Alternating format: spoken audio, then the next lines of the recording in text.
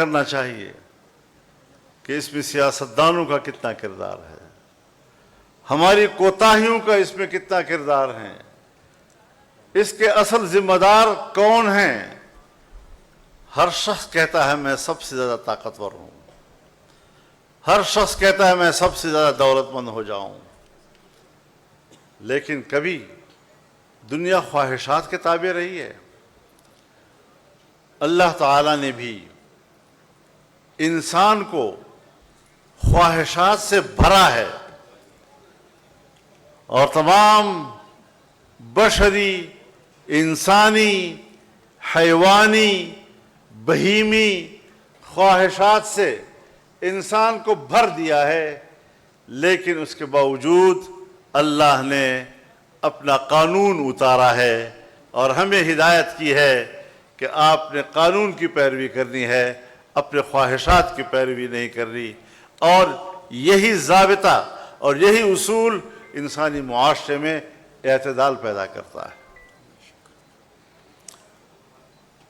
ہم پہلے بھی انتہا پسند نہیں تھے، ہم آج بھی نہیں ہیں۔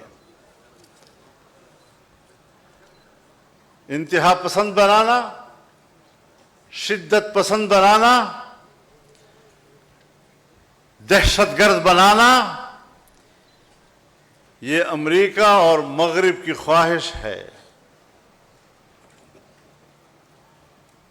اور ہماری ریاستیں ان کی اس خواہش کو پورا کرنے میں دلچسپی رکھتی ہیں۔ اس لیے اگر کوئی مذہب کا نام لیتا ہے تو مذہب کے نام لیوا لوگوں کو اشتعال دو، مذہب کے نام لیوا لوگوں کو اشتعال دے کر اسے اسلحے کی طرف راغب کرو، اسے اسلحہ اٹھانے پہ مجبور کرو، اسے پہاڑ پہ چڑھنے پہ مجبور کرو، اسے مورچے میں بیٹھنے پہ مجبور کرو، تاکہ ہم مذہب کا ایک تصویر دنیا کے سامنے پیش کر سکے کہ یہ اسلام ہے، یہ مذہب اسلام ہے، اور یہ اسلام یہ لوگوں کو لڑنا سکھاتا ہے، مارنا سکھاتا ہے، قتل و غارت گری سکھاتا ہے۔ یہ تاثر دنیا کو دینا کہ وہ اسلام سے متنفر ہو جائیں، اور پھر ان ملکوں کی ریاستی قوت کو اس بات پر آمادہ کرنا کہ وہ اپنے ملک کے ان شہریوں کے خلاف طاقت کا استعمال کر کے مذہب کا نیست و نابود کر دے۔ جمعیت علماء اسلام نے یہ فیصلہ کیا کہ نہیں، مذہب ہمارا امن کی بات کرتا ہے، میرا مذہب امن کی بات کرتا ہے، انسانی حقوق کی بات کرتا ہے، جان، مال اور عزت و آبرو اور اس سے وابستہ حقوق کی بات کرتا ہے، اور دنیا بھر میں جو قوانین بنتے ہیں وہ اسی انسانی حقوق کے تحفظ کے لیے بنتے ہیں۔ اور اگر قانون غالب ہے، اگر قانون مؤثر ہے، تو پھر کوئی کسی کا حق نہیں مار سکتا، کوئی کسی کو ناروا قتل نہیں کر سکتا، کوئی کسی کے گھر پہ قبضہ نہیں کر سکتا، کوئی کسی کی زمین پر قبضہ نہیں کر سکتا، کوئی کسی کی عزت و ناموس کو بری نظر سے نہیں دیکھ سکتا۔ ایک محفوظ معاشرہ جس کے حقوق محفوظ ہو، جن کی عزت محفوظ ہو، ہم نے پاکستان میں یہی روش اختیار کی۔ آج پورے ملک کے تمام مکاتب فکر کے علماء، تمام مکاتب فکر کے دینی مدارس اور وفاق المدارس العربیہ پاکستان فعال ہے، متحرک ہے، اور اس کے ماحول میں تعلیم کا سلسلہ جاری ہے، قرآن و سنت کے علوم جاری ہیں۔ اور آپ آئے ہمارے پاس، آپ آئے، آپ نے ہمارے ساتھ بات چیت کی، آپ نے ہمارے سلیبس پر ہم سے بات چیت کی، اور آپ نے کہا آپ کا سلیبس ٹھیک ہے۔ آپ نے مدارس کے تنظیم اور اس کے نظام پر بات کی، اور آپ نے کہا آپ کے مدارس کا نظام بھی ٹھیک ہے۔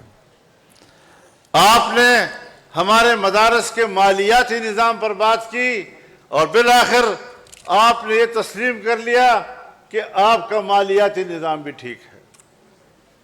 یہ 2004 کے دسمبر تک ہم مذاکرات کرتے رہے اور ان مذاکرات کے نتیجے میں اتفاق رائے ہوا اور 2005 کے جنوری یا فروری میں دونوں طرف سے اس پر دستخط ہو گئے۔ جب معاہدہ ہو گیا اور آپ نے ہمارے نصاب کو بھی جائز تسلیم کیا، آپ نے ہمارے مدرسے کے نظم و نسق کو بھی جائز تسلیم کیا، آپ نے ہمارے مالیاتی نظام کو بھی جائز تسلیم کیا، پھر اس وقت سے لے کر آج تک مدارس کے رجسٹریشن کیوں نہیں ہو رہی، مدارس کے اکاؤنٹ کیوں بند ہے؟ اس کا معنی یہ ہے کہ آپ مسئلے کا حل نہیں چاہتے۔ آپ کسی طرح چاہتے ہیں کہ مدارس اشتعال میں آئے، سڑکوں پہ آئے، نوجوان کو اشتعال ملے، وہ بندوق کی طرف جائے اور پھر ریاست بندوق کی طاقت کو طاقت کے ساتھ مارنے کے لیے اس کو کوئی جواز مہیا ہو سکے۔ سو ہم نے آپ کو جواز مہیا نہیں کیا۔ ہم نے اس ملک کو پرامن ملک بنانے کی کوشش کی، تاہم ایک گروہ ضرور ہے جو پہاڑوں میں چلا گیا، جو بندوق لے کر کھڑا ہو گیا، لیکن وہ بندوق اٹھا کر جب افغانستان جا رہا تھا تو آپ نے افغانستان جانے کے لیے اس کا راستہ روکا؟ آپ امریکہ کے اتحادی بھی بنے، آپ نے ہوائی اڈے بھی دیے، فضائیں بھی ان کو دی، یہاں سے جہاز بھی اڑتے ہیں، ان فضاؤں سے گزر کر وہاں پر بمباری بھی کرتے ہیں، اور دوسری طرف اس جنگ میں شریک ہونے کے لیے پاکستانی مجاہد بھی جا رہا ہے اور تم بھی اس کو تھپکی دے رہے ہو کہ آپ مجاہد ہیں۔ اور پھر انہی حالات میں ان کے ساتھ مصالحت کرنے کے لیے میں نہیں گیا ہوں، ان کے ساتھ مفاہمت کرنے کے لیے میں نے افغانستان کا سفر نہیں کیا، میں نے دو ملکوں کے درمیان معاملات ٹھیک کرنے کے لیے سفر کیا، لیکن طالبان کے ساتھ بات کرنے کے لیے میرے ملک کے ISI کا چیف کیا ہے، اور اس نے وہاں پر ان سے کیا باتیں کی ہیں کچھ مجھے معلوم بھی ہے۔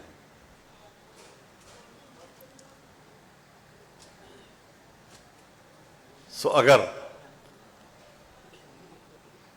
ان دہشت گردوں کو کوئی حوصلہ دلانے کا عمل ہے، وہ بھی آپ کے صفوں میں مل رہا ہے، ہمارے صفوں میں تو وہ ہم سے ناراض ہیں۔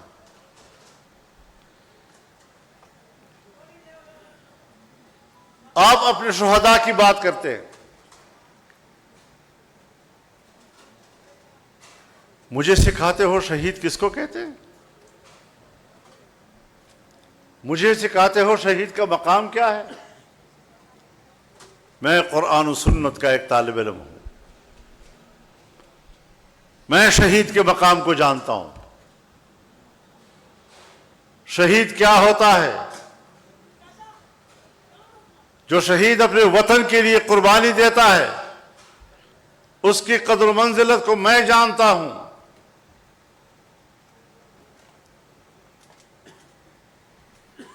آپ مجھے اس کی قدر و منزلت نہ سمجھائیں، میں تمہیں جانتا ہوں کہ تمہارے نظر میں اپنے شہید کی کیا قدر و قیمت ہے۔ کیا بتا سکتے ہو؟ آج تک قوم کو تم نے بتایا کہ کارگل میں آپ کے کتنے جوان شہید ہوئے اور آپ نے وہاں سے کتنے شہداء کے جنازے وصول کیے؟ ذرا بتاؤ تو صحیح۔ تم نے اپنے شہداؤں کو ہندوؤں کے سپرد کیا اور وہاں سے ایک بیان آیا کہ ہم نے اسلامی طریقے سے ان کو دفن کر دیا۔ ان کی تعداد مختلف بتائی جا رہی ہے، لیکن ہے سینکڑوں میں۔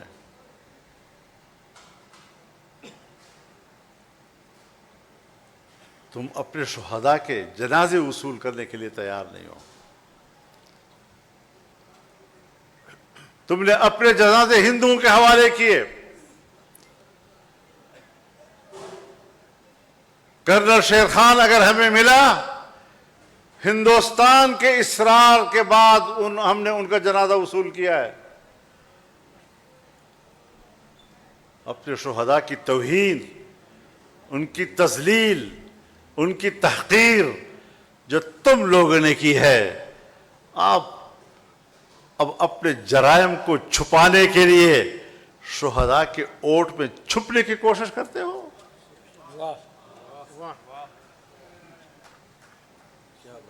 ہم نے کوئی غلط بات نہیں کی. پاکستان ایک ادارہ جاتی ملک ہے اور پوری دنیا ہے. ادارے متعین ہیں، ان کا دائرہ کار متعین ہے، ان کا دائرہ اختیار متعین ہے. اگر میں نے آپ کو ان کی ذمہ داریوں کی طرف متوجہ کیا ہے، اگر میں نے آپ کو ان کے اپنے دائرہ کار اور اس دائرہ کار کے اندر ان کی صلاحیتوں کی طرف آپ کو متوجہ کیا ہے، تو میں اب بھی کہتا ہوں کہ پالیسی ساز لوگوں، سپاہی نے تو آپ کا حکم ماننا ہے، پالیسی ساز تو آپ بڑے ہیں. میں آپ کی پالیسیوں سے اختلاف کر رہا ہوں، بڑے ادب و احترام کے ساتھ اختلاف کر رہا ہوں، لیکن آپ میرے بیان کی از خود تشریح کر کے جو میری کردار کشی کرنا چاہتے ہیں اور سمجھتے ہیں کہ فضل الرحمان جھک جائے گا، سرنڈر کر جائے گا، یاد رکھو مجھے اپنے ماں باپ نے سرنڈر ہونے کے لیے نہیں جنا ہے. نعرہ تکبیر! نعرہ تکبیر!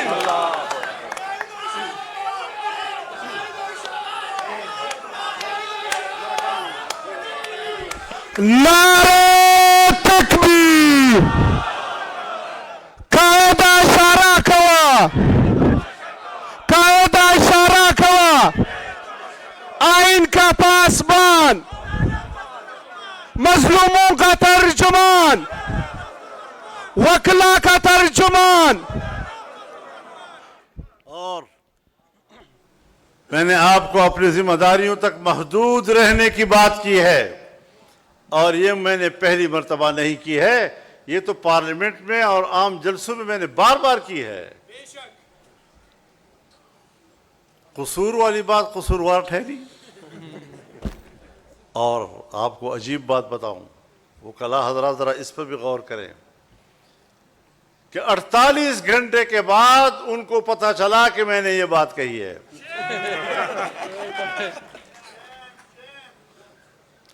اور ایک مولوی صاحب اگلے دن رات کو ایک کھانے پر میرے ساتھ بیٹھا ہے، مجھے مبارکباد بھی دے رہا ہے جلسے کی، اور اگلے دن رو رہا ہے بیچارہ.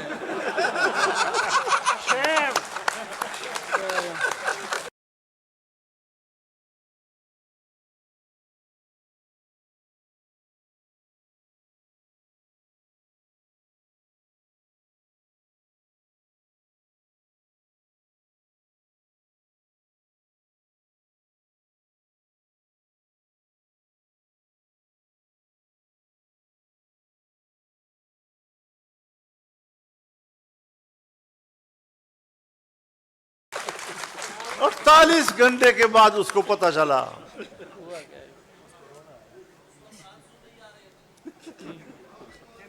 وہ سنا ہے کہ کوئی ماتم ہو رہا تھا محرم کا، تو کوئی انگریز آیا ہوا تھا، تو اس نے جب یہ منظر دیکھا تو پوچھا کہ بھئی یہ لوگ اپنے آپ کو کیوں مار رہے ہیں؟ تو انہوں نے کہا کہ یہ تو حضرت امام حسین کی شہادت پر غم کا اظہار کر رہے ہیں.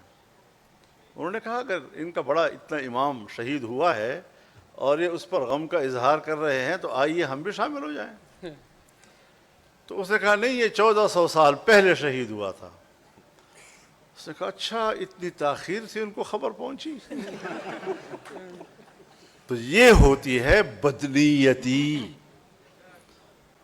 اور مجھے افسوس یہ ہے کہ میرے خلاف بدنیتی پر مبنی ایک جملے کی غلط تشریح کر کے قوم کو گمراہ کرنے کی کوشش کی گئی، عوام کو گمراہ کرنے کی کوشش کی گئی، اور ہمارے میڈیا کو گمراہ کرنے کی کوشش کی گئی، اور شہداء جنہوں نے ایک سے زیادہ مرتبہ جلسے میں یہ بات کہی ہے کہ اگر میری فوج پر خدا سخت وقت نہ لائے، میرے ملک پر خدا برا وقت نہ لائے، ورنہ جب میری فوج اپنے ملک کی دفاع کرے گی تو ان میرے فقیروں کو اپنے ساتھ مورچے میں شانہ بشانہ دے گی.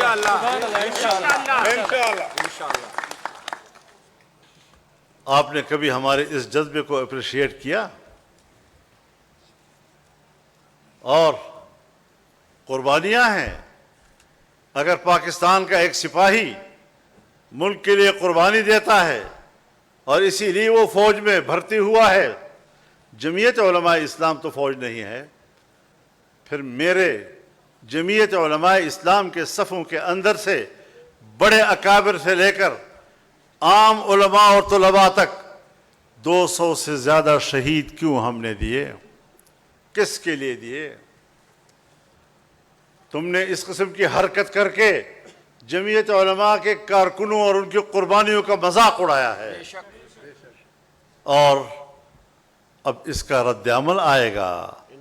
آپ سمجھتے ہیں کہ ہم پیچھے ہٹ جائیں گے؟ ہم نے ترتیب بنا لی ہے. میں چاروں صوبوں میں جاؤں گا، چاروں صوبوں میں وہاں کے عوام اور کارکنوں سے خطاب کروں گا، بڑے جلسوں سے بھی اور کنونشنوں سے بھی خطاب کروں گا، اور میں اپنا موقف لے کر آگے جاؤں گا. قائد قدم بڑھاؤ، قائد قدم بڑھاؤ. تم نے سب وکلا ساتھ ہوں گے انشاءاللہ. سلام ہے، سلام ہے، سلام ہے، سلام ہے. تم نے میرے علماء کو شہید کیا. علماء کرام شہید ہوئے. میرے استاد اور میرے شیخ مولانا حسن جان شہید ہو گئے. میرے والد صاحب کے شاگرد رشید وزیرستان کے استاد الاساتذہ مولانا نور محمد شہید ہو گئے. مولانا معراج الدین جو میں سمجھتا ہوں میرا دایاں بازو تھا، تم نے اس کو توڑا، اور میں نے باجوڑ میں 100 جنازے اٹھائے ہیں ایک جلسے کے. میں روزانہ پشتونخوا میں اور بلوچستان میں کہیں نہ کہیں 2 یا 3 جنازے اٹھا رہا ہوں. میں تو آپ کے ہر جنازے پر آپ کے ساتھ رویا ہوں. کبھی یاد ہے کہ تم کبھی میرے جنازے پر میرے ساتھ روئے ہو؟ مجھے کہتے ہو تم نے غلط بات کی ہے. میں کہتا ہوں تم نے اپنے شہداء کی بھی تذلیل کی ہے، فوج کے شہداء کی بھی تذلیل کی ہے، ان کے خاندانوں کی بھی تذلیل کی ہے، تم نے میرے شہداء کی بھی تذلیل کی ہے، تم نے ان کی بھی بے توقیری کی ہے. معافی کہتے ہو فضل الرحمان مانگے؟ نہیں. آج اگر میری بات غلط ہے مجھے آپ ضرور رائے دیں. آپ قانون کے ماہر ہیں، میری رہنمائی کریں. میرا مطالبہ یہ ہے کہ جس فوج نے اور جس جنرل نے جس دفتر سے میرے خلاف اور میری جماعت کے خلاف پروپیگنڈا کمانڈ کیا ہے اس کو معافی مانگنی ہوگی. بے شک بے شک. ہم نے ایسی کوئی کچی گولیاں نہیں کھیلی. بھروسہ تم نے توڑا تھا، مگر خود کو سزا یوں دی کہ پھر جو مل گیا مجھ کو بھروسہ کر لیا اس پر. عدم اعتماد کی فضا تم نے پیدا کی ہے. میرے مخالفین ساری زندگی کبھی ملا ملٹری الائنس کہتے تھے، کبھی یہ اسٹیبلشمنٹ کے بڑا قریب ہے. کیوں؟ میری سیاست اعتدال کی ہے. میں مذہبی طبقے سے تعلق رکھتا ہوں اور اس کو اشتعال دینے کے لیے پوری دنیا وسائل استعمال کر رہی ہے، اس ماحول میں رہ کر جب میں اپنے ماحول کے اعتدال کی راہ دکھاؤں گا تو یقیناً کچھ نرمیاں اس کے اندر آئیں گی۔ کوئی اس کو کہتا ہے تم مفاد پرست ہو، موقع پرست ہو، تم نے فلاں جگہ پر یہ کیا وہ کیا، نہیں، ہم نے حالات کے مطابق پالیسی اختیار کی اور ہم کبھی حکومتوں کی خواہش پہ نہیں چلے۔ میں اگر 88 میں اسمبلی میں آیا تب اپوزیشن میں تھا، مجھے 90 میں ہرایا، 93 میں آیا، میں پھر اپوزیشن میں تھا، میں 97 میں اسمبلی میں آیا، میں پھر اپوزیشن میں تھا۔ تم نے میرے خلاف اس وقت بھی گندے پروپیگنڈے کیے، غلیظ ترین پروپیگنڈے کیے۔ کبھی کہا ڈیزل پرمٹ خریدے ہیں، بھئی ڈیزل پرمٹ اگر میں نے لیا ہے تو دستاویز ہوگا نا، پرمٹ کے معنی دستاویز۔ 2003-04 میں آپ نے میرے خلاف یہ پروپیگنڈا کیا، آج 2026 ہے، کہیں کوئی اس کا ریکارڈ کا کوئی پرزہ تمہیں آج تک مل رہا ہے؟ پلازے لے لیے ہیں، فیکٹریاں بنا لی ہیں، دبئی میں ہوٹل بنا لیے ہیں، 80,000 کی لسی پی لیا ہے۔ 2 دن میں ہوٹل میں ٹھہرا ہوں، 80,000 کی لسی پی دی ہوئی۔ شرم بھی نہیں آتی اس قسم کی گفتگو کرتے ہوئے۔ اور پھر ایک وقت آیا جب اسٹیبلشمنٹ کے ایک اہم شخصیت نے مجھے پیغام بھیجا کہ میں ملنا چاہتا ہوں، میں نے انکار کر دیا۔ نوابزادہ نصر اللہ خان مرحوم بیچ میں آئے اور مجھے کہا کہ جی آپ کو بات کر لینی چاہیے۔ میں نے اپنی جماعت سے مشورہ کیا، انہوں نے بھی مجھے کہا کہ ہاں ہمیں مل لینا چاہیے تاکہ پتہ تو چلے کہ ہم کس غار سے ڈسے جا رہے ہیں۔ ان ملاقاتوں میں جب میں نے اپنی شکایت ان کے سامنے رکھی اور میں نے ان کو چیلنج کیا کہ اللہ تمہیں دیکھ رہا ہے، اللہ تمہیں سن رہا ہے، میں بھی بیٹھا ہوں، تم بھی بیٹھے ہو، اگر میرے ہاتھ کے یا میرے ماحول کے اندر کوئی ایسے غلط کام ہوا ہو، کوئی ایسے غلط مفادات میں نے حاصل کی ہوں، تو اللہ کے لیے کم از کم مجھے واضح طور پر بتا دو کہ فضل الرحمان آپ کے اندر یہ نقص ہے۔ اس اعلیٰ ترین افسر نے سر جھکایا، پھر سر اٹھایا، پھر کہا مولانا کوئی ایسی بات نہیں ہے، قطعاً کوئی ایسی بات نہیں ہے۔ تو میں نے کہا پھر میری کردار کشی کیوں کی تم نے؟ کیوں غلط باتیں کی میرے بارے تم نے؟ جواب سنیے ذرا وکلاء حضرات، میں کنسرن کوارٹرز کو ہدایات دے دوں گا، انشاءاللہ آئندہ ایسا نہیں ہوگا۔ This was the response of that very important personality. MashaAllah. میں کنسرن کوارٹرز کو ہدایات دے دوں گا، آئندہ ایسا نہیں ہوگا۔ تو میں نے کہا جی آپ نے تو کہہ دیا کہ ہم نے جو بولا جھوٹ بولا، غلط بولا، اور آئندہ میں ہدایات دے دوں گا، ایسا نہیں ہوگا، لیکن میرا دعویٰ تو اپنی جگہ برقرار ہے کہ تم نے الیکشن میں دھاندلی کرائی ہے، بالکل، اور حکمران جو بھی بنے گا دھاندلی سے بنے گا۔ سو آج میرا سوال یہ ہے کہ دھاندلیوں سے بنی ہوئی حکومت ہمیں قبول نہیں ہے۔ تم کس بات میں لوگوں کو الجھا رہے ہو؟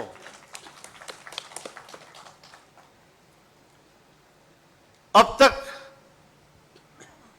یہ مجھ سے رابطے بھی کرتے تھے، لیکن جس دن انہوں نے کہا جی کہ ہم آپ کے پاس آئے ہیں بلوچستان حکومت سے، تو کم از کم ہمارے ساتھ شراکت کر لو۔ میں نے مولانا عبدالواسع کو ساری صورتحال بتائی اور میں نے کہا اپنی جماعت سے مشورہ کر لیں۔ انہوں نے جماعت سے مشورہ کیا اور جماعت نے کہا نہیں، ہم کبھی اس حکومت میں شامل نہیں ہوں گے۔ ہمیں کہا گیا کہ آپ صوبہ خیبر پختونخوا میں حکومت بنائیں، یعنی پی ٹی آئی کا حکومت ختم کریں اور دوسری حکومت بنائیں۔ میں نے کہا بنتی نہیں ہے، اپوزیشن کے کل 53 اراکین ہیں، آپ ہمیں مہیا کر کے دیں گے تو ان مہیا کیے گئے ممبروں کے سہارے میں حکومت بناؤں گا، لوٹوں کے ذریعے میں حکومت بناؤں گا؟ میں اس گھوڑے پر سوار ہونے کے لیے تیار نہیں ہوں کہ جس کے باگیں میرے ہاتھ میں نہ ہوں گی۔